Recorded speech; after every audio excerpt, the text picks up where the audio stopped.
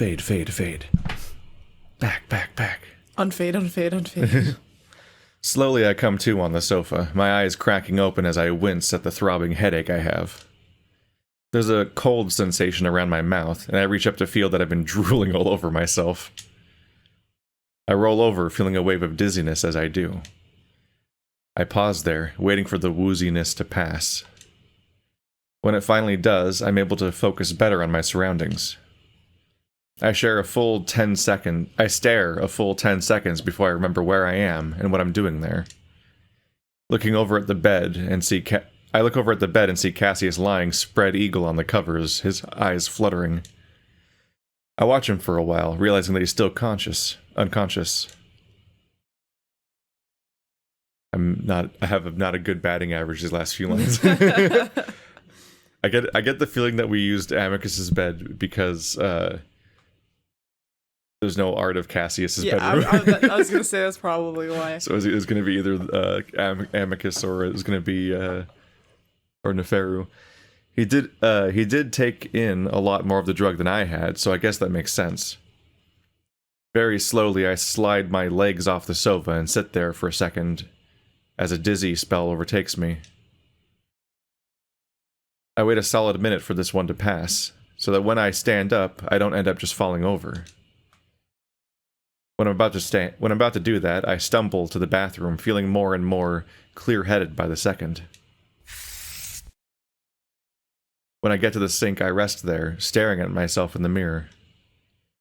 My eyes are red, and my hair is messed up in every direction. I wet one of the towels and wash my face, and by the time I'm finished, I feel mostly better. As I rest there against the sink, I think back to what just happened. Not just the drug trip I'd been sent on, but what I'd been told. All the dreams I'd had since being on this moon. I remember everything. I don't know if it's real or not, if I'd really just spoken to the parents. It had seemed too intricate to not be real. My mind wouldn't be able to make up something like that, would it? Of course it could. It definitely could. It's easy. I think there's a lot of people that go on drug trips and they're like, was that drugs or was that God? I don't know and I'll never know. I was going to say, this is the exact experience that people have where they think they encountered a deity when they were just on drugs. Was that Jesus? Or they have sleep paralysis, etc., etc. Or, et cetera, et cetera, et cetera. There's a lot of options for this. I mean, I wake up thinking there's a spider on me, and then there's not. I wake up thinking that my pillow's been replaced by a dog, and then I realize that's exactly what's happening. Because my dog Kiki pushes the pillows aside. Worms under your head and just consumes space. She likes the physical contact. And then your neck just hurts all day. Yeah, it sucks. The fact that you don't wake up is astonishing to me. That is incredible. That is so much movement. She's not graceful. She's not sneaky. She does like army crawl where she's on her belly. Yeah. She kind of like inches like little by little. This like chubby, thick dog just like worms her way under your neck, and your head has to just be bobbing over and over again and kicking around and stuff. Hey man, when I'm asleep, I'm fucking asleep. I swear. I mean, my sleep, like I can wake up and be like, wow, that my body hurts, but like my sleep is pretty mint. Okay. Are you the type that can be like carried to bed while you're asleep, like you're still a toddler? Yes. Oh yes. Like just unfazed. I can sleep in the car. I can sleep sitting up. That was like a special like childhood like KO type of sleep that people most people have had. Where, I like, love seeing for some reason you could just be floppy picked up. Kids just like they're and so funny. You just don't wake up. It's so weird. I get woken up if I breathe weird. But no, like twice a month, I literally jump out of bed because something is on me or something, and then like that's just like the 10 seconds of just like processing that you're just completely full of shit and nothing happened, and then you just go back to bed. I have that horrible thing where I get stress dreams about my job, so I'll like wake up and I'm like, oh, I'm late for work, and I'm like, I don't have work today, but like I'll feel like I'm having a heart attack. Yeah, I still have college nightmares because college was that unique version of like. It's the high school stress, but also no one's paying attention to you. So you could just like, for all you know, you could just forget you had an entire class all semester and just not go. Yeah. And no one would have noticed that you weren't there. And then you'd just be like, oh, my life's ruined. I failed the thing. Yeah. Then again, I don't know what Cassius was smoking. I don't know what he was smoking. As if on cue, I hear the wolf snort in the bedroom, and I make my way out of the bathroom, finding Cassius on his side now, facing away from me. Cassius? Slowly, I walk around the bed and see the wolf's eyes, just as red as mine, are open, staring off into space. I try again. Cassius, are you okay? The wolf mumbles something, not even looking at me. I walk up to the side of the bed, reaching out tentatively before gently touching him on the arm. That seems to jolt him from his daze, and he jerks away, gasping in surprise and fear as he pulls back and looks up at me. I hold my hands up to show him that I mean no harm, and he just stares at me for what feels like over a minute. Finally, he mumbles out my name. Marco. You guys should be bonded. Don't look at him like that. Does he seem like the bonding type? Obviously not. Does he seem like someone who reacts well to someone seeing him vulnerable? No, and then also having God mock him, basically. Yeah. I'm gonna go beat my cat because of this later. I nod slowly, not wanting to make any sudden movements. Yes, I'm Marco. You're in the palace, in Amicus's old I know where I am, idiot. Seems like he's returned to his old self. He'll be fine. Well, that's good. You had a pretty bad reaction to whatever that was. Cassius is pushing himself up to a sitting position, doing it slowly just like I had. He lets his head hang for a while, probably going through the same dizzy spells I just experienced. I wait patiently, deciding to move back over the sofa while I do. His ears perk up as I sit down, and he looks back up at me. What are you doing? I frown. What do you mean? I mean, why are you still here? You may leave. I guess I could. I just want to make sure that you're okay first. Cassius lets out a soft, indignant snort. You think I believe that? You're dismissed. I give him an incredulous look. Seriously? First of all, this is Amicus's room. Second, I'm a Chemian. I don't see you ordering Neferu around like that. This time Cassius lets out a louder snort. Ha! He's royalty, an actual Chemian. You think I'd pay you the same? Chemians see other citizens as equals. I'm worth just as much as he is in their eyes. I doubt that, though. Yeah, you could say that. That's very much like an American slogan moment. It's a bit of a platitude. Yeah, all the things we say that we are and aren't. Oh, we're all we're all just as good. Yeah. Sure, it's all about who's got the monies. Instead of snapping back, Cassius just lowers his head, eyes closed before he lets out a deep, forlorn sigh. I'm tired. If you wish to antagonize me, please leave it for another time. I've been pushing the boundaries with Cassius on purpose to see what the limits are, and I'm getting more comfortable conversing with him without fear. Still, I'm a bit taken aback at Cassius' sudden tone of defeat. It's one that I haven't heard often. We're both silent for a minute or so. Then I finally speak up. So what was that? That smoke stuff? It was a drug, right? Cassius is silent for a bit longer, and I wonder if he's going to ask me to leave again. But instead he just sighs and finally looks up, his eyes looking a bit more clear now. It's called Somni, a plant from the southern region of the continent. It helps us connect with the parents. Yeah, you said it's the traditional way? The old way, yes. Usually we communicate through parental tech, but as you know, they're not currently speaking to us. They're not currently speaking... There's, yeah... Okay, there is a problem yeah. again. Okay. They're not currently speaking with us with that method. So, this forces it to happen? In a way. Does it work? Cassius glares at me. Well, you saw, I was gonna say. You would know you were there. And I go he talked to silent. you and not me. Yeah. He called you out. After what he said, are you sure you want to acknowledge the fact that we had a shared experience that was real? Yeah, you should be like, Cassius should be like, I don't remember anything. Yeah.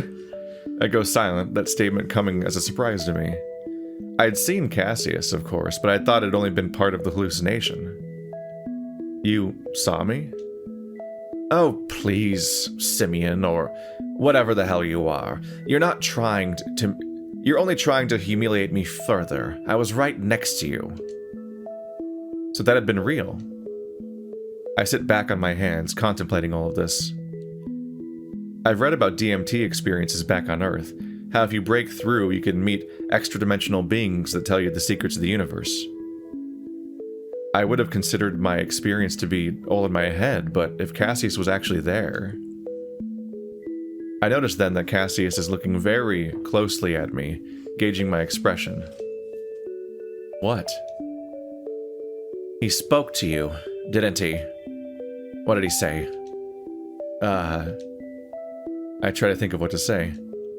If this is real, then I doubt telling Cassius everything will help me out in any way. He must see the hesitation on my face because his fur bristles. The Emperor demands that you tell him what they told you. I glance up at Cassius, feeling less and less afraid of him with every threat he sends my way. Ineffective. He really is all bark and no bite. He's such a little wussy boy. He's like a little child. He just sort of asked me what I was doing there. That's it. Cassius glares at me before finally seeming defeated once again, looking down.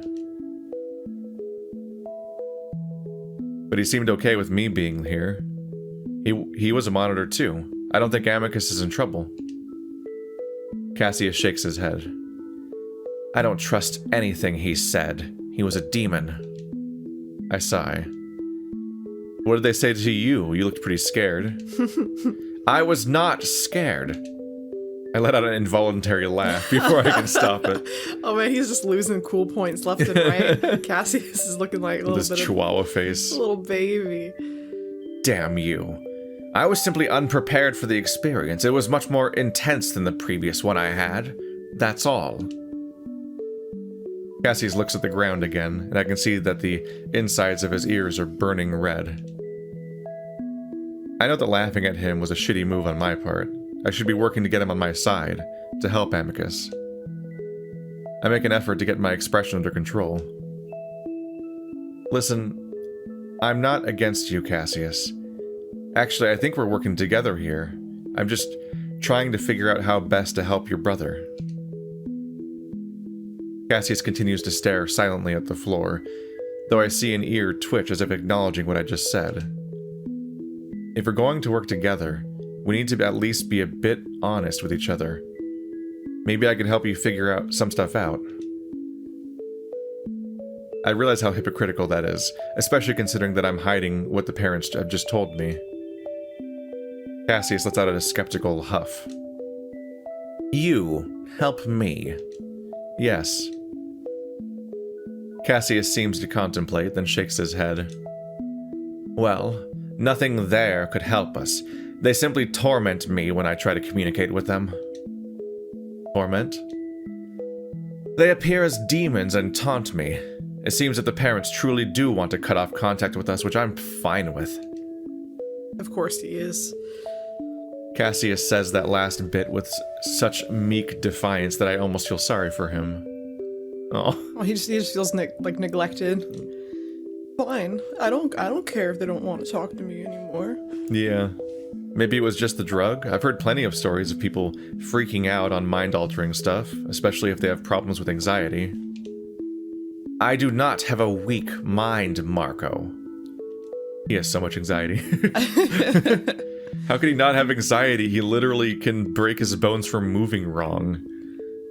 Well, that, and he's been under a lot of pressure lately, and his brother's in jail, and all this crazy stuff's been happening. He's a fascist. And he's a hypocrite, he's fucking his cat. There's a lot of cognitive dissonance in the idea of being a fascist. It's a self-defeating ideology. So that's a good source of anxiety. Got a whole country looking up at him, and he's like just this kind of, he's a little wussy baby boy. He's of course got anxiety. Does he all... I'm realizing that he has red eyes and his entire body's white. Yeah, he's I'm like, hang on a minute. like albinism. Yeah. That doesn't mean you have a weak mind. Sometimes you just... Enough. I will not have you speculating about my mental capacities. This time I'm the one sighing, wondering for the 100th time how the hell this wolf is Amicus's brother. So they didn't say anything to you? Cassius pauses, a frown tugging at the corners of his mouth. No. I raise an eyebrow at him. What? Of course they said things to me, but nothing useful. You sure? Of course I'm sure. The parents have turned on us. That's all that I need to know. Like, defeatist. I think back to the conversation we've had in the hallucination. The monitor had told both of us that Cassius isn't the Emperor, and if Cassius had heard what I heard, then that's probably what he's thinking about right now. But I know now isn't the time to challenge him, and I can tell that he's still trying to recover from the trip. Still, looking at him right now, staring at the ground, looking disheveled and defeated, I feel myself wanting to help him. Out of everyone on this moon, he seems to be the most stressed out, and I feel bad for him despite everything that's happened.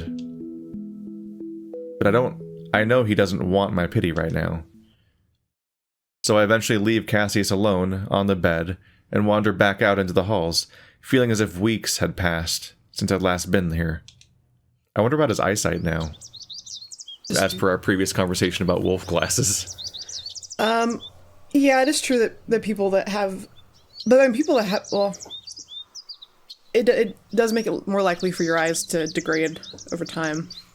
Or, I mean, I think a lot of times you're just born partially blind, but it gets worse because your eyes don't have a harder time dealing with light, like the melanin in your eyes. Like, your proteins denature sooner, I think. Yeah. Easier, they're more sensitive to, like, sun and UV. But... There was just someone at my lunch table in high school, and yeah, like, he had to really, like, look at things up close to try to, like, read them and, like, tell what things were and stuff. But I never really, like, asked about it that much. It just seems rude. yeah, it's like, what are you doing? Kids are like, kids are both awful and kind of great with their blunt, how blunt they are about things. Where sometimes, like, they'll call somebody out in, like, a way that they should be called out, or they're like, they have, like, such a pure way of looking at things that their, like, perspective is kind of nice.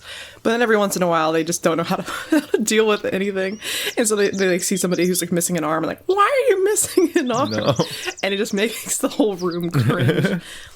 But it is they say it is healthy to allow, like, while staring in and of itself is rude, with a kid or with any person, you should address what they're staring at, because it's a very natural reaction, because they're trying to learn about what they're looking at. So you allow them to stare for, like, and you explain, like, okay, so, like, hey, you gotta look, and now we're gonna explain it, and we're gonna talk about it, and that way you don't have to stare again next time, because you'll know this already, and you won't be so, like, shocked and surprised by it enough to stare at this person. Mm-hmm. You know, then you explain, like, why staring might be, like, an uncomfortable thing for them.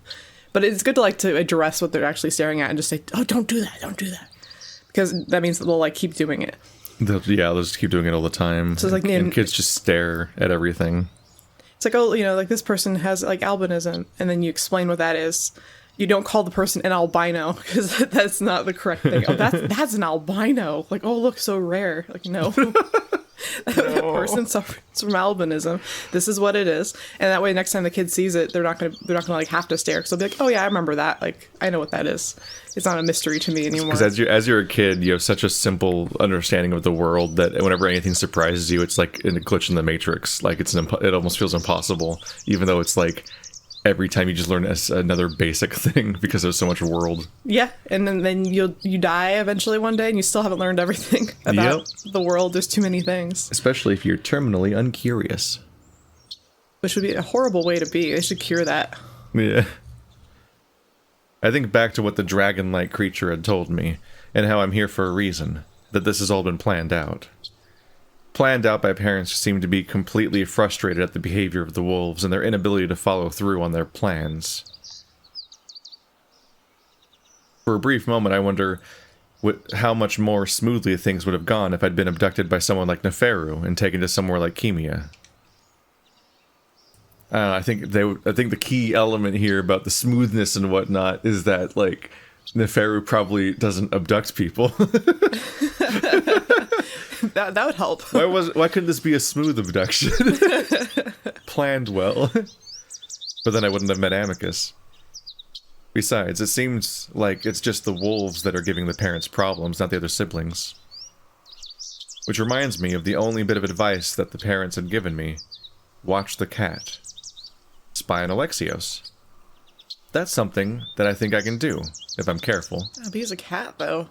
His senses are he's gonna, like, I don't know, I feel like spying on a cat would actually be pretty difficult. Yeah. But he's a nerd. Nerd. Despite the new level of scrutiny I've fallen under, I've also been walking around the halls of the palace for the past few days without incident. I've even come across Kato a few times, but for whatever reason he's completely ignored me. All for the better. So I start to scour the palace for the cat. He's actually pretty hard to find when he's not looking for you. But I at least know that he is usually in the gardens, if not in the hallways watering the plants. So after eating a quick lunch, I decided to start my search in the gardens. I look back and forth through the foliage as I walk quietly along the various pathways. It's quiet, pleasant, and peaceful, but after everything that's happened, it has an ominous edge to it, like something that could just jump out at me at any moment. I do this for about half an hour before I start to realize how fruitless this search might be. Alex would be hard to find even if he was out here, and besides, he could even be all the way out in the city doing his ambassador work, whatever that is. Just as I'm about to give up, though, I hear something. Sniffling, gasping, and crying? I pause, listening. It's a bit difficult to hear through the slight rustling of leaves in the wind, but there's definitely someone out here that sounds upset. I can't really tell who it might be, since it sounds like they're trying to keep quiet. That and there's another sound too, another voice, and this one I recognize. Alex. It's a soft murmuring sound, like he's soothing someone, probably the person who's crying. Is Cassius crying? Is Alex? This is just the Cassius day. This is still the same day as, this whole day is like, it started with me meeting Cassius in the throne room, and then every single time we just kind of like break for like 10-20 minutes and go somewhere else, and then I just meet up Cassius again, having another moment. They're trying to give you breaks between your interactions. He's having a really bad day. He's tough to deal with. Like this is our third encounter already. Cassius is no good, very bad day. I wait there a few moments, waiting to see if the sound fades or gets closer, which would tell me if they're moving, but it stays constant. So, convinced that they're sitting down, or at least standing in the same spot, I creep closer to where the sound is coming from. It's in a secluded part of the garden, coming from a small square that's surrounded by trees and bushes. I'm familiar with this square, the one with the statue of Drusus, where I'd been laid out to die. I know that I can't use the little path that leads up to the statue. I'd be seen for sure, so I walk up to the bushes that surround it and start looking for a break in the various branches and leaves. The sobbing sound continues, and I can hear Alex's voice more clearly now. I still can't quite tell exactly what he's saying, but I catch the occasional, "Don't worry," and "All is well." I can't imagine what's happening in there. I start to wonder if this is exactly what the parents had hoped I would come across, and my heart starts to hammer in my chest. Am I about to find something that's going to help me out of this mess we're in? I finally find a thinner coverage in the foliage, and I'm able to see through. First, I see Alex, his back to me, crouched on the ground in front of the statue. He's draped over something. Someone. Hugging them, his face pressed to the side of their head. I can only see their ears and parts of their shoulder, but I know right away it's Cassius. He's got his head bowed deeply toward the ground, his paws to his face, shaking with sobs. Alex hugs him tightly, whispering to his ear, clearly trying to comfort him.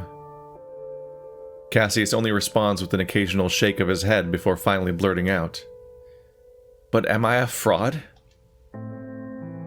His voice squeaks uncharacteristically at the last word, and Alex responds with a gentle "shh" before nuzzling the wolf's muzzle. I watch for a few moments before drawing back, feeling uncomfortable, knowing that this is a private moment between the two of them. I know now this won't exactly help me in any way, except for making me feel even worse for Cassius. Still, I found Alex, so I move away, toward a bench that's further up the path, one that gives me a good view of the entrance to the square, and at a distance that won't make me seem suspicious. A good 10 minutes pass before there's any movement.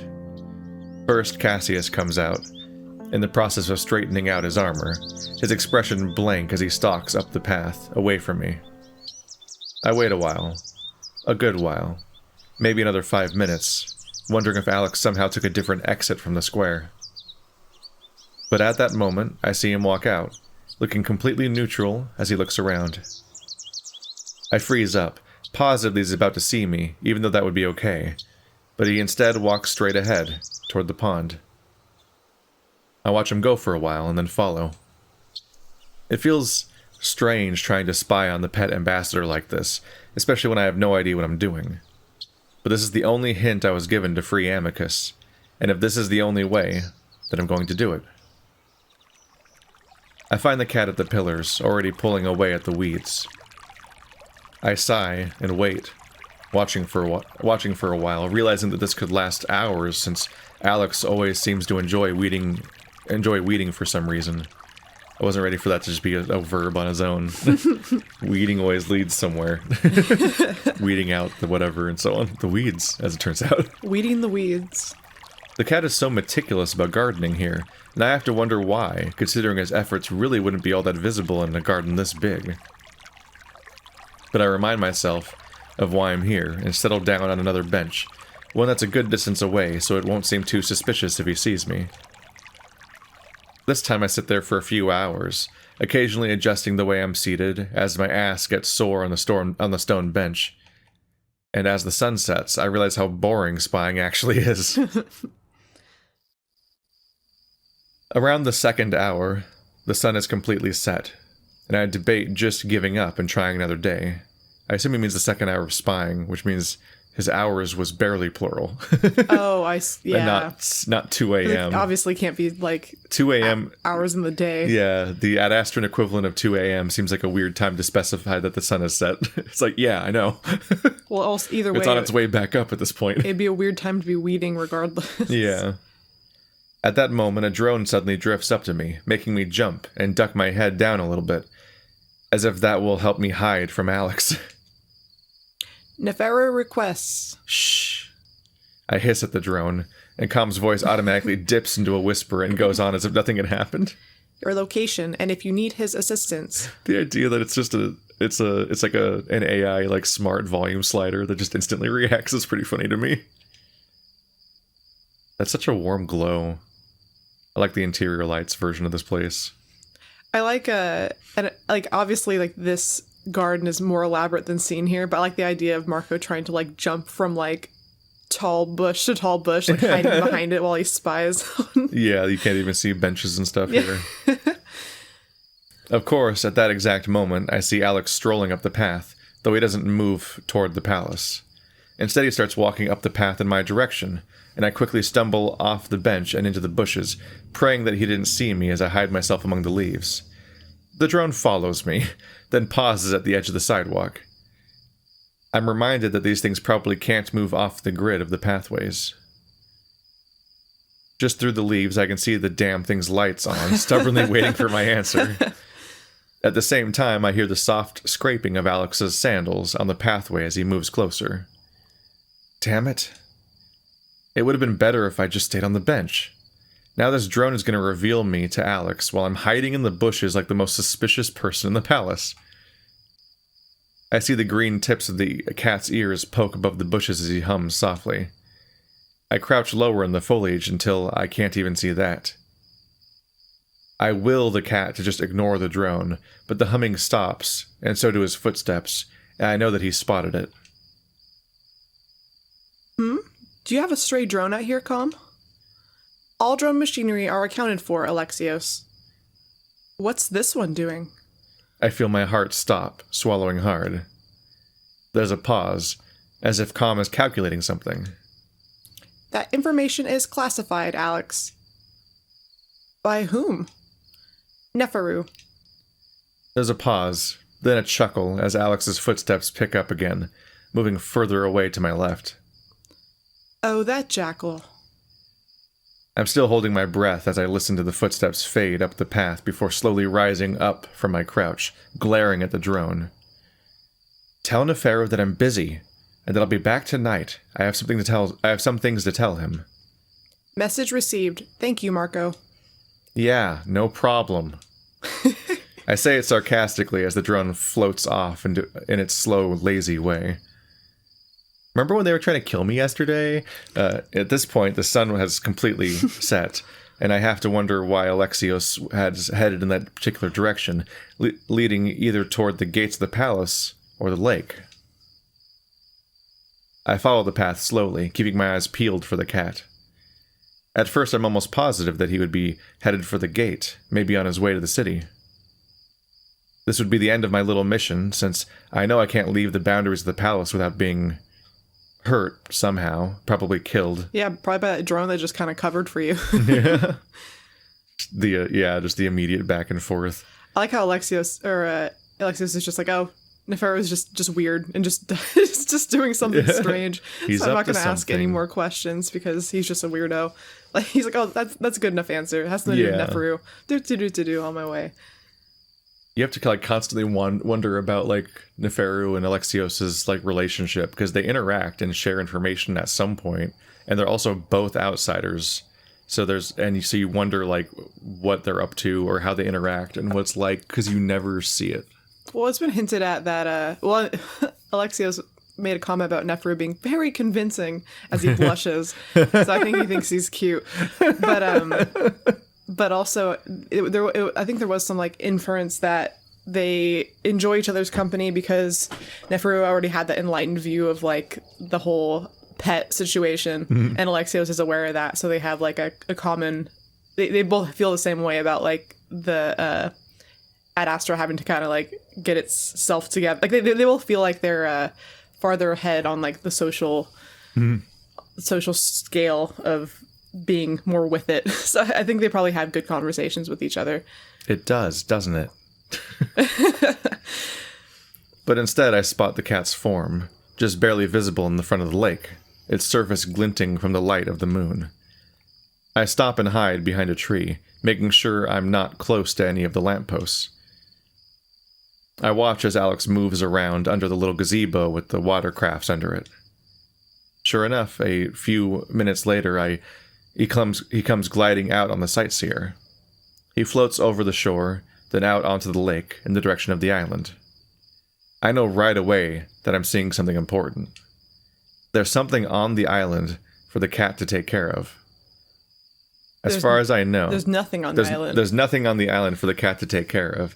As far as I know, and unless he's going out there for a nighttime outing on the beach, extremely doubtful, then he's definitely doing something suspicious. Because we already know he isn't like going over the water, and he doesn't really like being near the water. So him being on the beach, there's no real reason for it. I wait for a while, watching as the dark form of the cat and the craft get smaller and smaller until they basically disappear, out in the direction of the island. Of course, I know I can't follow him out there right now, but I can definitely tell Neferu about it. Well, the plot thickens. We have espionage. Marco, you're not just gonna swim out there after him like you did last time. You apparently can. It's not very stealthy though. Probably shouldn't do that. You're just like splashing. Like, you're just like, what's that sound? And it's not exactly subtle. He'll never spot me. He'll never know that I know that he knows that I know that I can swim.